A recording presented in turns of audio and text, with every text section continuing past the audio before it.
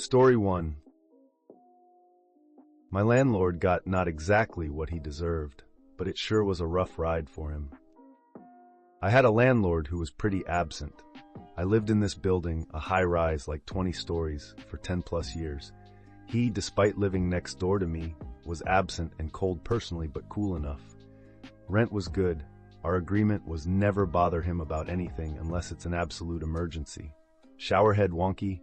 Go buy a new one. Fridge breaks, get it fixed, or dude, just buy a new one. Take it out of what you pay in rent. Lost the receipt, I don't care. I know more or less what a fridge costs, just take it out of rent. Finally, his wife decides she wants more rent, wants to rent the place out as an office, not legal, and wants us out ASAP. I agree to move out a month early and get a month's rent back plus deposit. Complete 180 on their part. The place is ruined. Can't give you shit until you fix all this stuff. Two main things. My cats did scratch up the leather legs of the dining table, and the pull-up bar made 2 dents in the door frame of the kitchen, which was quite nice hardwood. They come to me with this list of tons of stuff like, oh, you hang a photo frame here, this tile is slightly chipped. This is the busiest work time of the year for me, but I'm trying to be cooperative. Sure, I got the table legs re-leathered, spackle the photo frame wall hole, can't do anything about the door frame, take it out of deposit, patch the tile. Like dozens of little everyday wear and tear things, like you want me to change the window screens? These are all new screens and in nicer shape than when I moved in. But I did them all. I trusted the guy. Gotta get my money at the end. He should have been giving me 24K, 2,500 pounds. He gave me 5. I still need to use the money to fix all that stuff. If you can't accept the 5, I can't give you anything at all. I was super pissed off, but took the 5. Now, people in the building are gossipy. I don't participate, but I did tell this one older lady about my frustration. She told everyone. The wife went from being the star of the mommies group of the building to nobody wanting to talk to her. People shunned the guy too. I originally told them I was planning on moving to another city, but an opportunity came up and I ended up renting a similar unit in the same building. So they thought they could just screw me over and not have to see me, but now they still did. Often. A year later, the office calls me with some question about how to do something with the floor heating. I go, door frame is not fixed, still has dents. I call the guy like, what the hell, man? And he tells me to mind my own business. 5 years later, I see the light at my old place is still on at 3 a.m. Huh, that's odd. I go to check, the door is open, and the place is just trashed, ruined. Cabinets broken, stuff on the walls, lazy landlord, and the dents on the kitchen door frame are still there, so the guy never fixed anything, just kept my money by this time. Smartphones were popular and we had a chat group for the whole building, so about 500 people. I took pictures and posted everything. Apparently he had also nicked these people's deposit, and there was a huge ruckus when they trashed the place. Cops called. All these people chime in with complaints and pictures. People smoking in the hallways, leaving leaky rubbish outside the front door, videos of people using foul language in front of children, dirty footprints.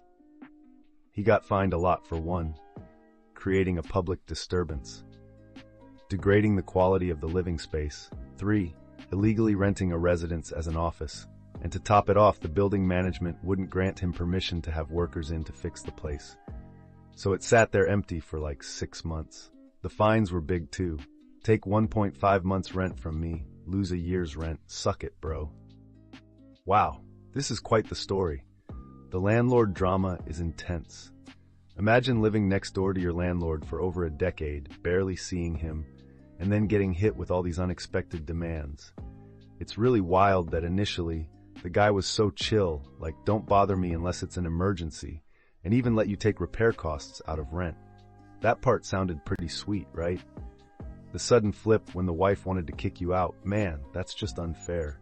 Especially when they nitpick about things like photo frame holes and a slightly chipped tile. I mean, come on, that's just normal wear and tear. Do you guys think landlords should be that strict about such minor stuff? Let me know in the comments. What's crazy is how they tried to keep more money from you by making you fix all those things, but in the end, only gave you a fraction of what you were owed. And then, the gossip chain goes into overdrive, totally ruining their reputation in the building. Can't imagine their faces when they saw you rented a unit in the same building. Finding out nothing was fixed 5 years later is the icing on the cake. And then the ultimate payback with the phone group chat and everyone sharing their grievances. That's beautiful karma. It's nice to see how ultimately they had to pay for their own mistakes, literally and figuratively. What do you guys think of this crazy saga? Ever had a similar experience? Share your stories below. Story 2. Got rude guy arrested for suspended license. This story takes place about 20 years ago. In the mid-2000s, my friends and I would frequent a small billiards place in a neighboring town where you could rent a table by the hour or play per game. We'd play a few games, watch whatever sports were on TV, and have casual conversations. There were no problems and no drama until about 3 months of us visiting this place. A guy shows and takes our spot at the billiards table. No big deal. We were all chatting anyway. 20 min later, my friend lets him know we want to play next game, and the jerk is super dismissive.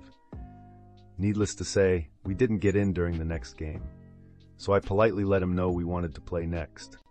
Another lady chimed in she wanted the game after us. The guy blatantly ignored me and the other woman. Some more time going by, and the guy leaves the table. We see our chance to get in. We put the quarters in, and the balls are dispensed, except the green 6 ball. The guy took it to the bathroom with him. At this point it was ridiculous, and we notified the manager. The manager noted it was 12:30, and they were going to be calling last call and closing, so he didn't want to make a scene by kicking him out. He gets us another ball so we can play. The guy comes out of the bathroom and knows we realized what he did.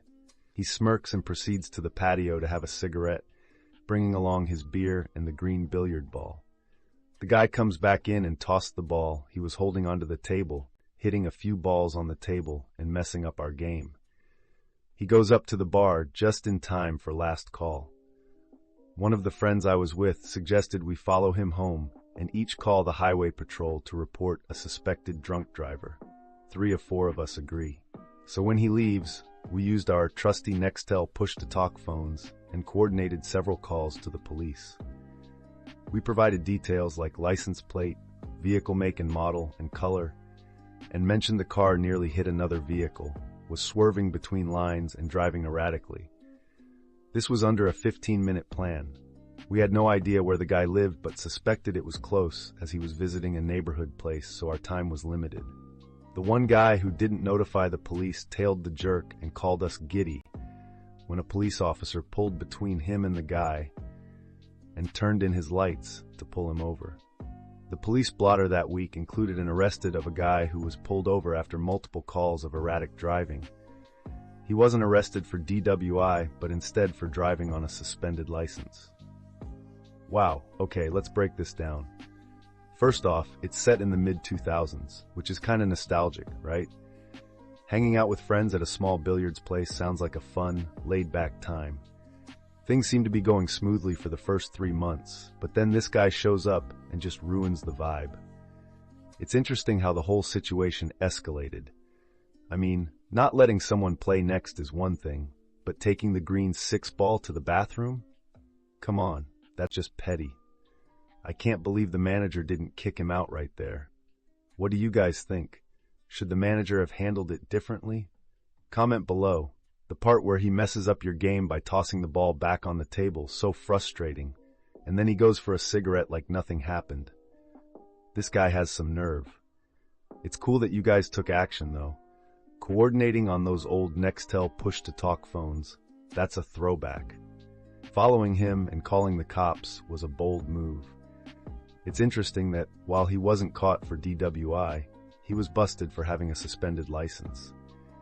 It feels like justice was served in a roundabout way. Have you ever had to deal with someone this problematic in a public place? Let me know your stories in the comments. Story 3.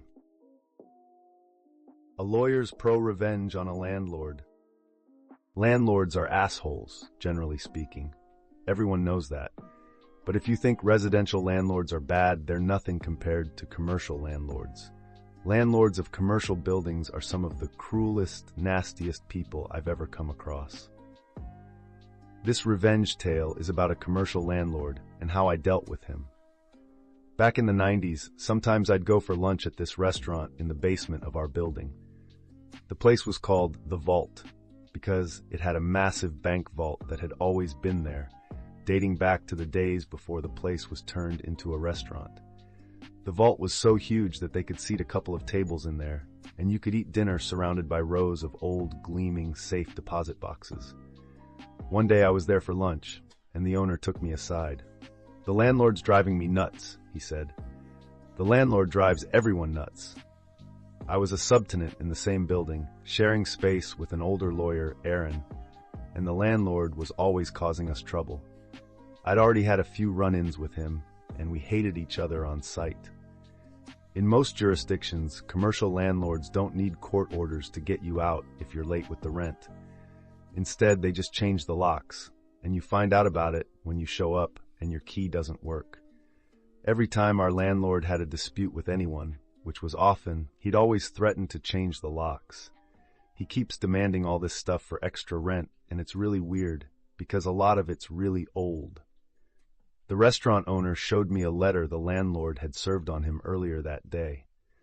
I looked over the demand and read a list of expenses for snow removal and parking lot repair and common area flooring and all kinds of crap going back years.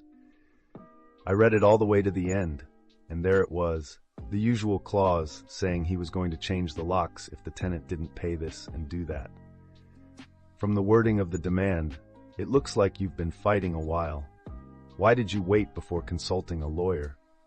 I asked one of the lawyers I know, and he said it's hopeless. He told me the lawyer's name. It was a guy I knew with a shitty real estate practice, who'd resorted to taking little legal aid cases to keep the lights on when the market tanked in '89.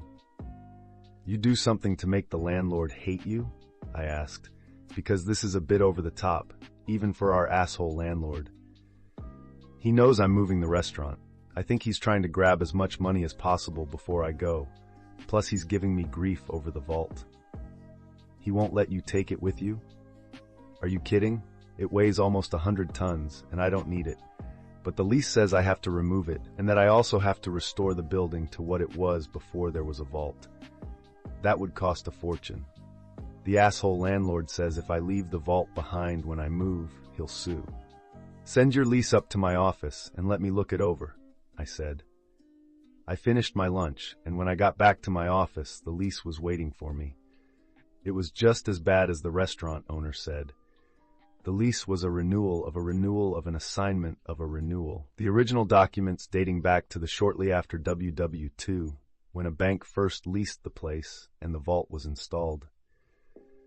Somehow the landlord had suckered the restaurant into taking over a lease that left him liable to remove a bank vault at the end of term. No big deal, I thought. The restaurant can default, and all the landlord can do is sue a shell company. But when I got to the last page of the lease, there was a guarantee clause. The restaurant owner had personally guaranteed the lease, and he was on the hook for removing a vault weighing 100 tons and then fixing the place up. It would cost a fortune. The case was hopeless, of course, that was obvious right away. But then I thought about the asshole landlord with his demands and his threats and his rent hikes, and I asked my brain to do me a solid, which it promptly did. I picked up the phone and called the restaurant owner. "I'm fucked, right? You're calling me to say there's no way out. That's what my commercial lawyer already said, but I just thought I'd ask." "I can save you, but it's gonna cost." "How much?" $5,000 in legals and another G-note for the agent." "Agent? What kind of agent?" "Real estate. Send up a check, certified, and leave the rest to me." The check hit my desk in less than an hour. I went to Aaron's office. "I need a real estate agent," I said. "You buying a house?" "Nope." "Selling a house?" "Nope." By this point, I'd been sharing space with Aaron for almost 5 years, and he knew me pretty well.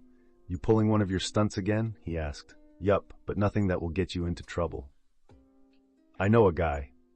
Aaron knew all kinds of guys, and that's one of the reasons he eventually got disbarred. But he knew a guy, and he gave me the agent's name and number, and the next day I paid the agent a visit. I told him what I needed, and we agreed to terms. I gave him some papers and the cash for his fee. A few days later, I was again at the vault for lunch. The owner saw me walk in and greeted me himself. "The landlord's here," he said. "Why?" "For lunch and to be an asshole. Let's sit in the vault room so I don't have to look at his face." He took me to the vault room, and with the door almost completely closed, we had a consultation while we ate pasta and drank red wine. "We're making demand on the landlord," I said, munching on spaghetti carbonara. "Demand? What are we demanding?" I pulled a document out of my briefcase and passed it to him while I sipped my wine. "We're demanding that the asshole landlord release all the restaurant equipment, all the fixtures, the ovens, the freezers, the ventilation, everything you need to run a restaurant. The lease exempts all that stuff. He can't stop me taking what I want. The only thing that matters is the vault, and of course I don't want that." I shook my head. "You need the vault," I said, "and we're demanding that he release the bank vault as well. We're insisting that he let you take it out within 7 business days. You think you can beat the landlord with reverse psychology? You think if you treat him like a 2-year-old, you can manipulate him into doing what you want? We'll find out soon enough. He's had the demand for a couple of days now." The restaurant owner dropped his wine glass and it shattered on the marble floor. "You already gave it to him?" the restaurant owner said. He got up, swung open the vault door, and called for the waiter to clean up the mess. "Let's see what the landlord has to say," I told him, and we walked over to the landlord's table. The landlord was a big, beefy man with a big appetite. He sat alone, eating a rack of lamb wolfishly with his hands. "My client needs an answer today," I said.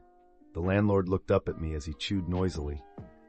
"I'm the vault's lawyer," I said. "I gave you a demand the other day. My client needs an answer right now. He needs the vault for a new place, and he's got to make arrangements." "Your client can forget about the bank vault," he said, wiping his massive greasy hands on an already soiled napkin. "But you can't do that," I said. My shock was feigned, but the restaurant owner's jaw dropped for real.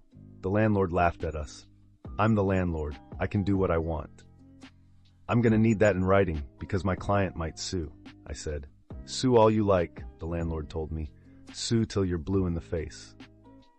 He told me that I'd have a formal response by day's end, and then he told me to go away and let him finish his lunch.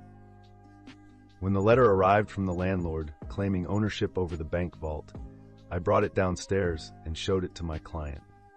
"How the hell did you do that?" "Trade secret," I said.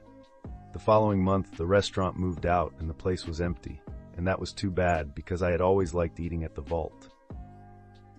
Now the restaurant was in a new location 20 minutes away.